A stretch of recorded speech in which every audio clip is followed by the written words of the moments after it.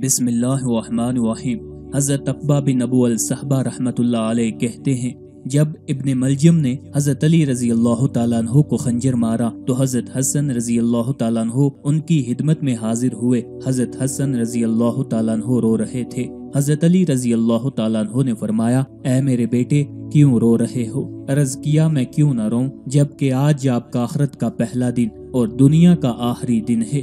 حضرت علی رضی اللہ تعالیٰ عنہ نے فرمایا، 4 اور 4 کل 8 چیزوں کو پلے باندھ لو۔ ان 8 چیزوں کو تم اختیار کرو گے تو تمہارا کوئی عمل تمہیں نقصان نہیں پہنچا سکے گا۔ حضرت حسن رضی اللہ تعالیٰ عنہ نے عرض کیا، ابا جان وہ چیزیں کیا ہیں؟ حضرت علی رضی اللہ تعالیٰ عنہ نے فرمایا، سب سے بڑی مالداری عقل مندی ہے، یعنی مال سے بھی زیادہ کام آنے والی چیز عقل اور سمجھ ہے، اور سب سے زیادہ بڑی فقیری حماقت اور بے وقوفی ہے، سب سے زیادہ وحشت کی چیز اور سب سے بڑی تنہائی عجب اور خود پسندی ہے، سب سے زیادہ بڑائی اچھے اخلاق ہیں۔